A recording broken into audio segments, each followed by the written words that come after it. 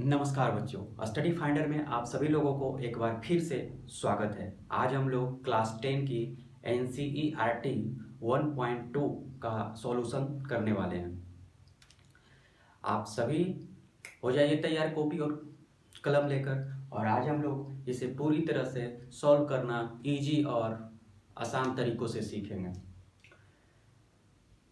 इससे पहले आप लोग इस चैनल को सब्सक्राइब कर ले और अपने दोस्त जितने लोग क्लास 10 पढ़ रहे होंगे सभी लोगों के पास शेयर कीजिए ताकि सभी लोग का अच्छी से तैयारी हो सके।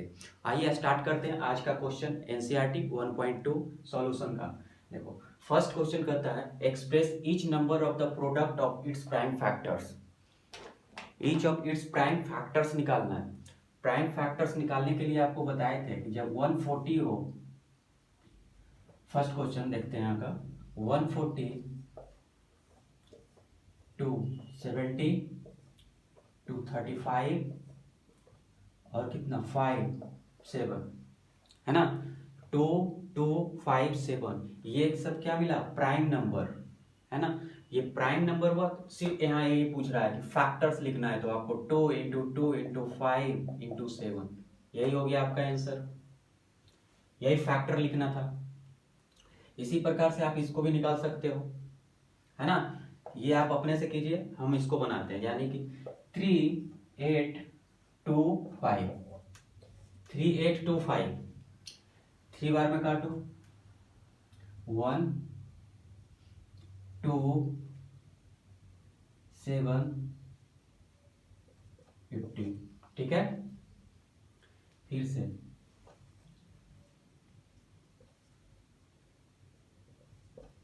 ठीक है। देखो आ गया ना 3 3, तो ये जो फैक्टर यहाँ सिर्फ लिखना है 3 इंटू 3 5 इंटू 5 इंटू 17। ये आपको रफ में करना होगा और आंसर आपका ये पूछ रहा है, सिर्फ प्राइम फैक्टर्स निकालना है। हम लोग ये जो निकाल रहे हैं वो प्राइम फैक्टर्स हो गया। और यहाँ कुछ बड़ा नंबर है, आपको थोड़ा सा प्रॉब्लम होगा, लेकिन ज़्यादा से ज़्यादा प्रैक्टिस कीजिएगा तो आपको ईजी से समझ में आएगा, और ज़्यादा से ज़्यादा क्वेश्चन बनाइए। अगर इसे सॉल्व करने नहीं आ रहा तो पहले 3 से जिस तरह से डिवीजन बनाते थे, जस्ट लाइक डिवीजन ही है। अब ये इसका नहीं हुआ, इसका हो गया 3 इंटू 3 इंटू 5 इंटू 5 इंटू 70, इसका नहीं है।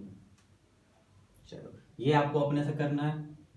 अब इससे देखते हैं 505 कट करो आप कितना से 5 बार में 1 0 0 1, है ना। अब कितना बार में 7 से लगाते हैं 7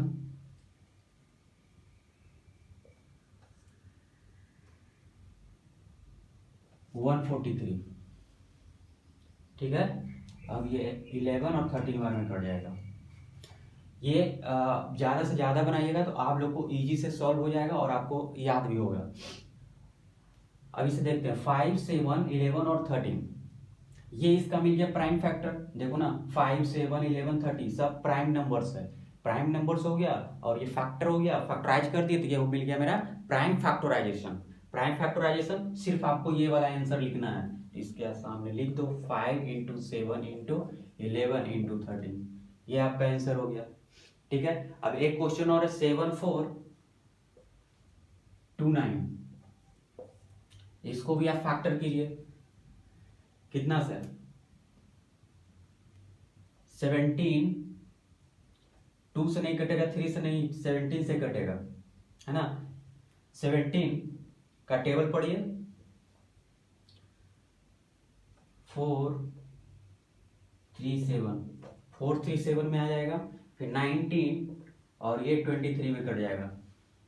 ये बड़ा नंबर है, थोड़ा सा प्रॉब्लम होगा, लेकिन ज़्यादा से ज़्यादा क्वेश्चन कीजिएगा तो इजीली ये आपको समझ में आएगा और सॉल्व भी होगा। तो इसका जो आंसर हो गया 17 इंटू 90 इंटू 23, ठीक है। ये आपका फर्स्ट क्वेश्चन हो गया और इसको आप अपने से कीजिए, इजी है। चलो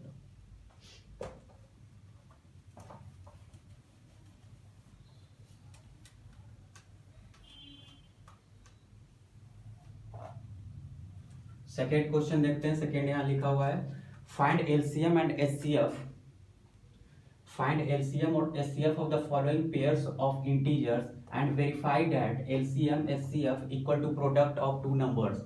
ये आपको इंट्रोडक्शन क्लास में ये बताया गया था, ये फार्मूला। अभी तक जो इंट्रोडक्शन क्लास नहीं देखे तो सबसे पहले उस इंट्रोडक्शन क्लास को देखिए 1.2 को, उसके बाद सॉल्यूशन पे आइए तो अच्छी तरह से समझ में आएगा।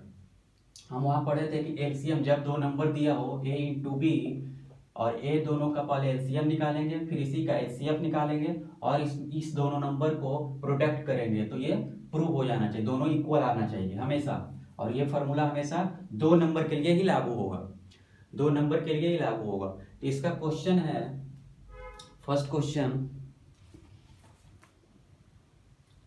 2691, सेकेंड है 510 और 92, और थर्ड क्वेश्चन है 336 एंड 54। ये क्वेश्चन देखते हैं इसका। फर्स्ट इसका देखो, फर्स्ट देखते हैं उसका 26 एंड 91। सबसे पहले क्या करना है, इसका फैक्टर करना है। तो 26 का फैक्टर कितना हो जाएगा, 2 इंटू 13, और कुछ हो सकता है क्या, नहीं। 91 का क्या हो सकता है, 91 का क्या हो सकता है 7 इंटू 13, और तो कोई होगा नहीं। ज्यादा नंबर होगा तो फैक्टर करने के लिए बताए ही थे, इस तरह से भी आप निकाल सकते हो तो इजी हो जाएगा। अब इस दोनों में से एलसीएम एचसीएफ देखो, तो एचसीएफ क्या होता था, common part lowest common, common 13 मिला और एक मिला तो ये 13 हो गया, यानी कि एचसीएफ इक्वल टू 13। एलसीएम क्या हो गया इसका, जो मैच किया उसको एक बार लिखो, जो नहीं मैच किया उससे मल्टीप्लाई कर दो सारे नंबर से। ये कितना बन गया 26 इंटू 7 है ना, 26 इंटू 7। अब इसको आप मल्टीप्लाई करो, इसको मल्टीप्लाई करें कितना मिल गया 26 7 82 182। एचसीएफ और एचसीएम निकल गया। देखो इसको मान लो ए और इसको बी, दो नंबर है। अब इस फॉर्मूला में सेट करते हैं, A into B equal to LCM of A and B into HCF of A and B. ये होता था फॉर्मूला, है ना। इसको एलएचएस मान लो और इसको आरएचएस, है ना। तो एलएचएस में जब चलते हैं हम लोग, एलएचएस क्या है ए इंटू बी, और ए इंटू बी यहाँ ये हो गया 26 इंटू 91। मल्टीप्लाई कर दो दोनों को, 6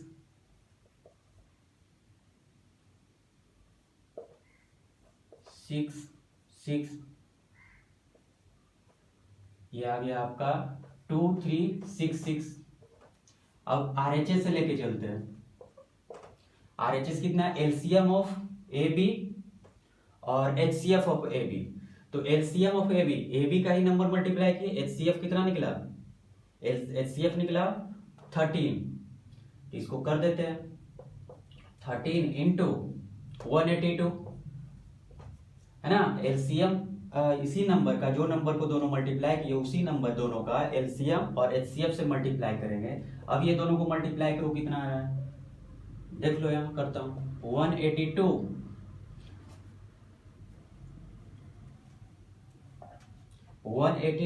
और 13 6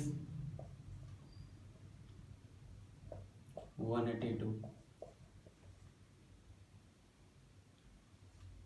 देखो ये भी आ गया 2366 है ना। ये नंबर दोनों मिल गया, इसका मतलब LHS equal to RHS prove हो गया। यही तो वेरीफाई करना था, LCM into HCF equal to product of two numbers, LCM into HCF equal to product of two number. ये फर्स्ट क्वेश्चन हो गया। ठीक है।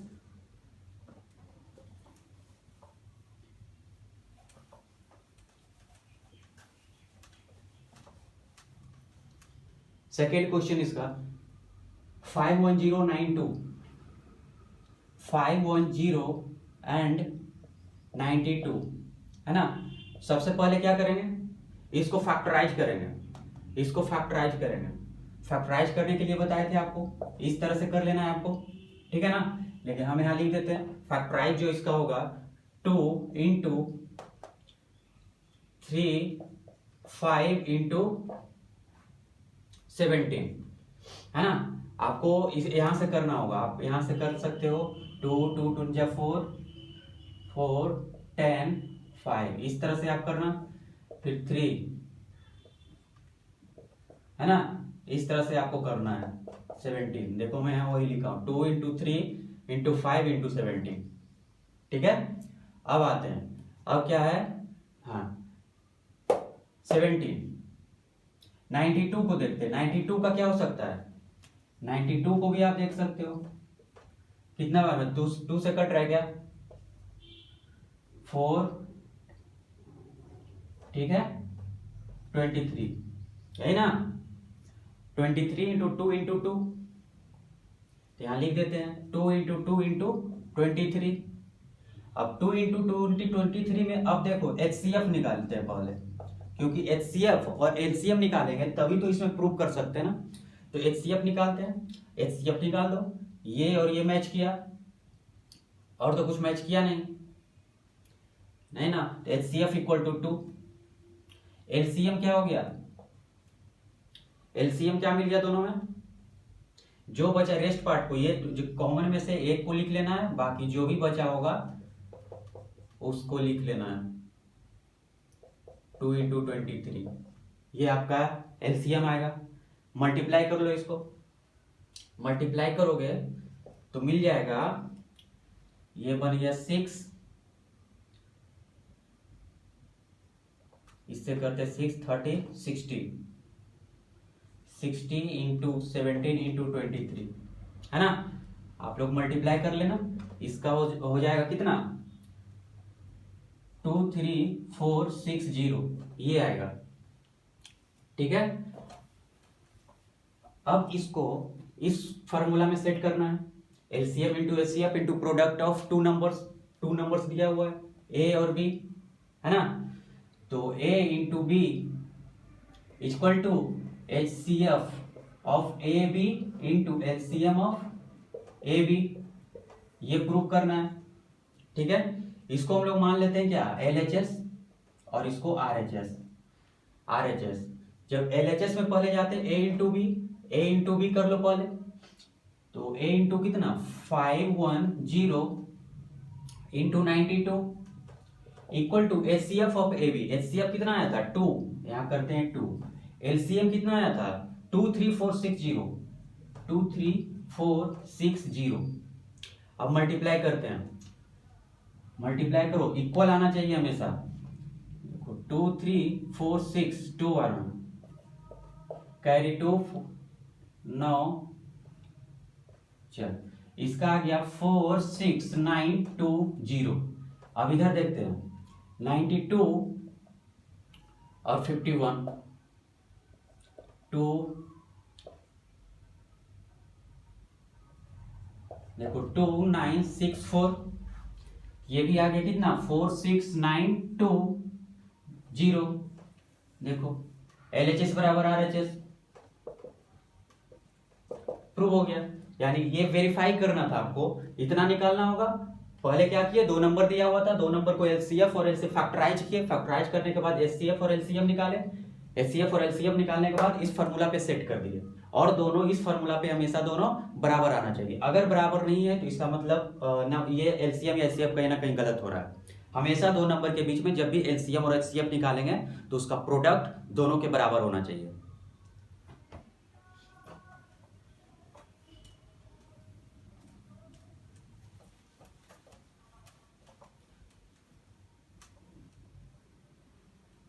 क्वेश्चन को कोशिश कीजिए पहले अपने से बनाने का, उसके बाद सॉल्यूशन को देखिए, और नोट्स साथ में ही बनाया कीजिए। वीडियो को पॉज कीजिए, नोट्स बनाइए। अब ये 336 और 54 ये होमवर्क रहा है, ये आपके लिए 336 और 54 ये आपको बनाना है।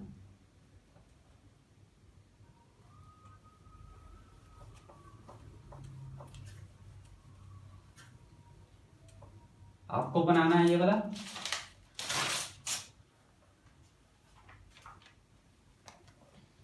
चलो क्वेश्चन नंबर 3 देखते हैं। क्वेश्चन नंबर 3 कहता है find LCM of HCF, LCM and HCF. HCF और एलसीएम और एचसीएफ निकालना है। और इसमें दिया हुआ है फर्स्ट क्वेश्चन 12, 15 एंड 21 है ना, इसका निकालना है। पहले हम लोग दो टर्म्स बना रहे थे, दो डिजिट, दो नंबर दिया हुआ था, इसमें 3 नंबर दिया है और ये 3 नंबर के लिए बता चुके कि वो फार्मूला लागू नहीं होगा। LCF of HCF into LCM equal to A into B, ये लागू नहीं होगा इसमें, ये रूल इसमें फॉलो नहीं करेगा। इसके लिए क्या करेंगे, एलसीएम एचसीएफ निकालने के लिए ये वाला रूल नहीं लेना है, ये वाला रूल नहीं लेना है, हम लोग को प्राइम फैक्टराइजेशन से बनाना है। तो पहले 12 को करते हैं, कितना हो गया 12 को 2 इंटू 2 इंटू 3 लिख सकते हैं 12 को, है ना। और 15 को कितना 3 इंटू 5 लिख सकते हो।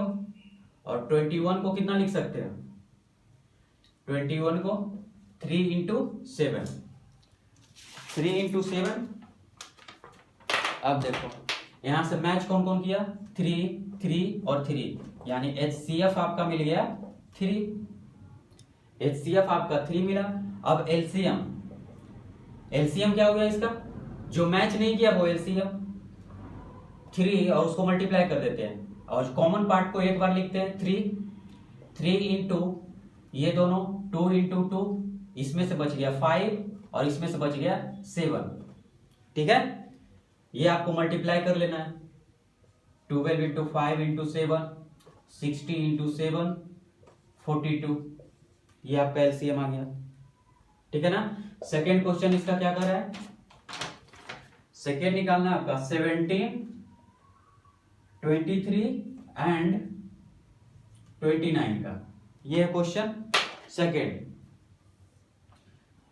और थर्ड क्वेश्चन भी दिया हुआ है जो है आपका 8, 9 और 25, 9 एंड 25, ठीक है।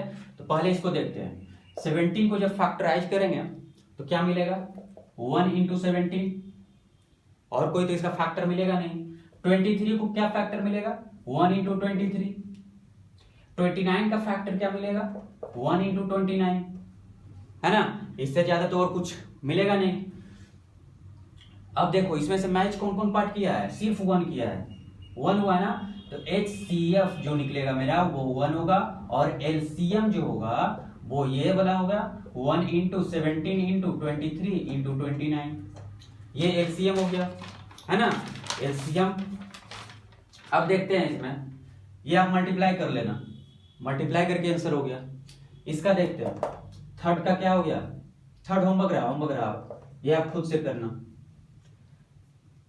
8, 9, 25, ये आप खुद से करना, लिख लो।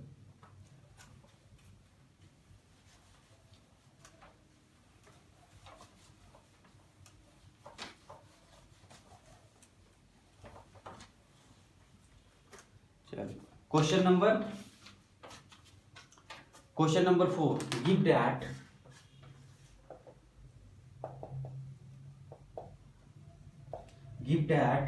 HCF of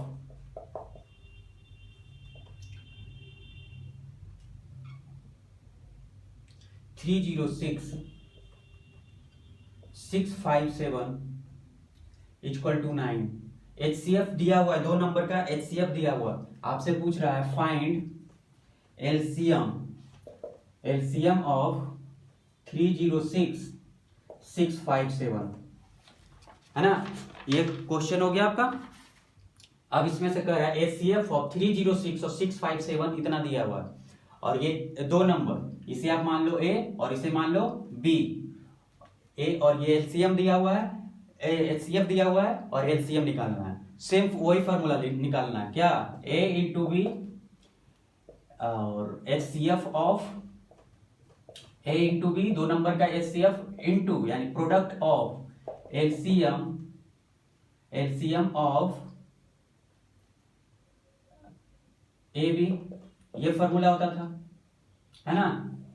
अब इसी पे सेट करते हैं, ए इंटू बी, ए कितना दिया हुआ है 306, बी कितना है 657 in equal to HCF of A B, HCF दिया हुआ है, एचसीएफ की जगह 9 और एलसीएम निकालना है, एलसीएम निकालना है, इसको डिवाइड में भेज दो तो LCM equal to 306 into 657 divided 9, ठीक है ना, यही होगा ना। चलो अब इसको कट करते हैं, देखो 9 का टेबल इसको पढ़ो,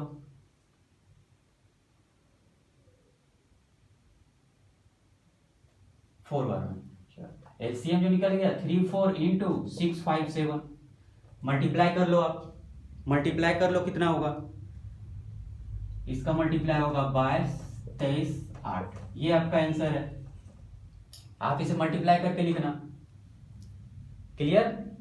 चलो क्वेश्चन नंबर 4 हो गया।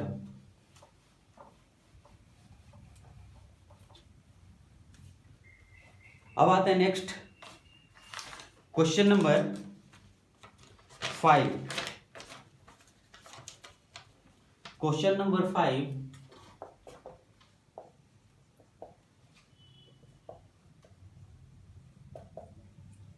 check whether 6 पे power n can end with the digit 0 for any natural number, for any natural number, है ना। ये क्वेश्चन हो गया फॉर एनी नेचुरल नंबर पे। अब देखते हैं कि क्या 6 पे पावर n इक्वल टू क्या है, यहाँ पे n equal to natural number, natural number means 1 2 3 infinity तक कुछ भी नंबर रख सकते हैं पावर में। अब देखो, अब कह रहा है कि n की जगह कौन सा ऐसा नंबर रखें जो कि उसका जो वैल्यू हो उसका यूनिट डिजिट 0 मिल जाए। अगर आप सोचो 6 पे नेचुरल नंबर में 1 है, अगर यहाँ 1 रखते तो क्या मिल जाता है 6, अगर 2 रखते हो तो मिल जाता है 36, है ना।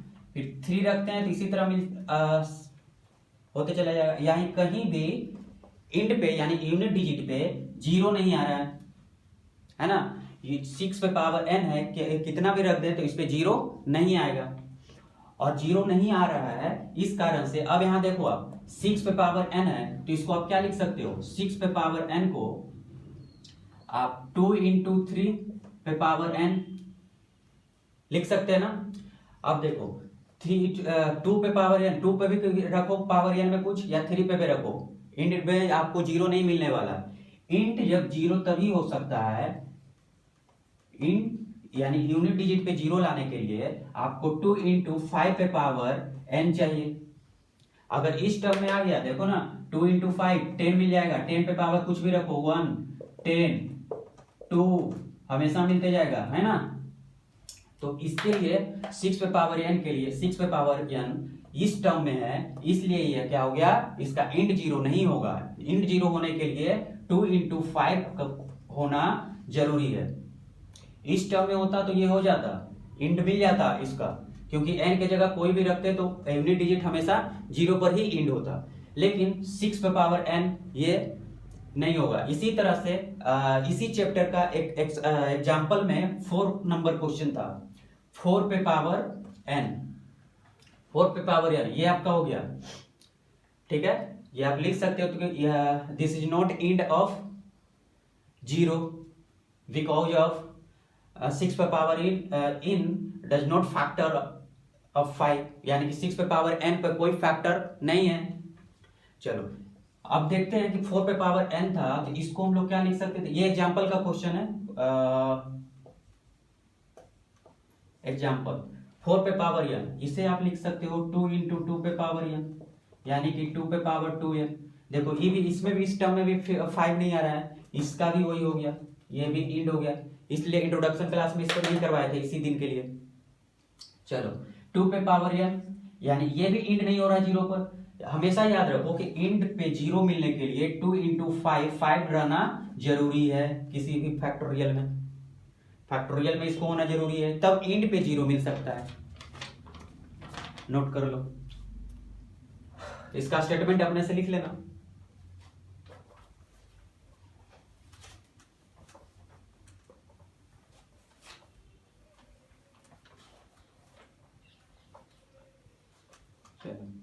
अब question number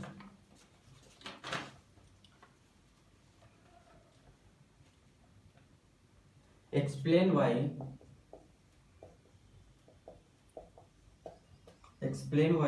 7 into 11 into 13 plus 13 and 7 into 6 into 5 into 4 into 3 into 2 into 1 plus 5 are composite number।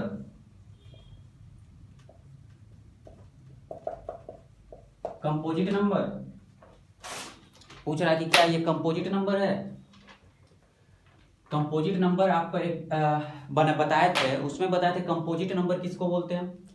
उसका जो फैक्टर होगा हमेशा 2 से ज्यादा होना चाहिए, एक तो 1, एक अपने आप खुद, और तीसरा कोई और फैक्टर हो सकता है, उसे हम लोग कंपोजिट नंबर बोलते हैं। अगर उस टर्म में आ गया तो ये कंपोजिट नंबर हो जाएगा, अदरवाइज नहीं होगा। तो इसको देखते हैं पहले, 7 इंटू 11 इंटू 13 प्लस 13, इसको देख लो आप।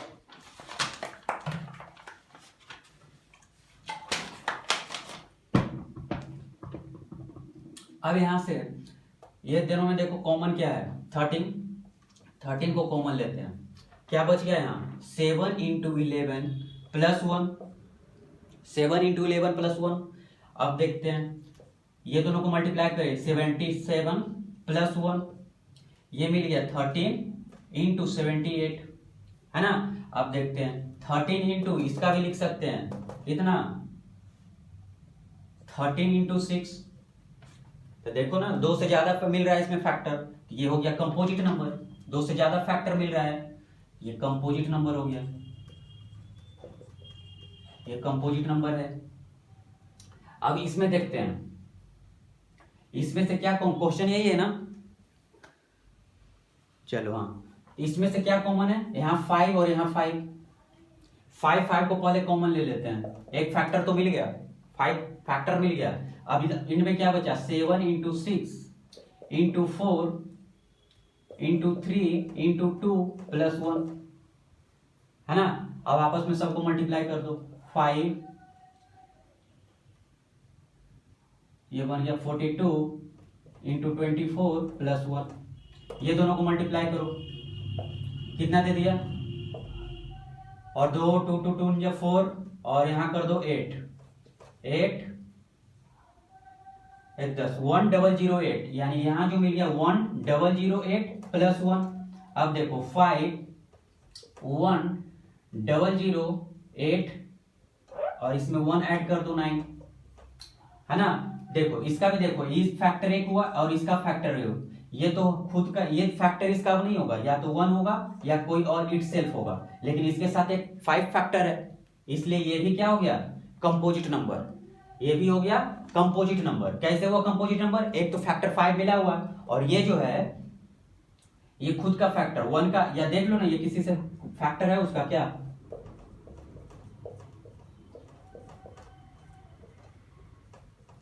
नहीं है, यानी कि ये फैक्टर किसी का नहीं है, तो 1 और इटसेल्फ, और इसके साथ 5 लगा हुआ है, तो ये 3 फैक्टर मिल गया, कंपोजिट नंबर होगा more than 2 factor prime numbers, 1 2 3 मिला, तो ये भी हो गया कंपोजिट नंबर, कंपोजिट नंबर, है ना, कंपोजिट नंबर। एनसीईआरटी से आंसर देख लेते हैं क्या दिया हुआ है।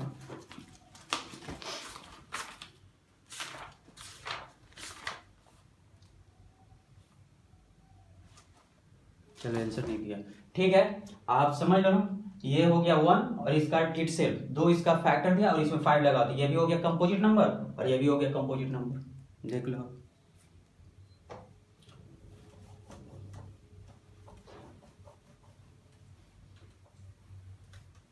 एक और क्वेश्चन है, क्वेश्चन नंबर 7।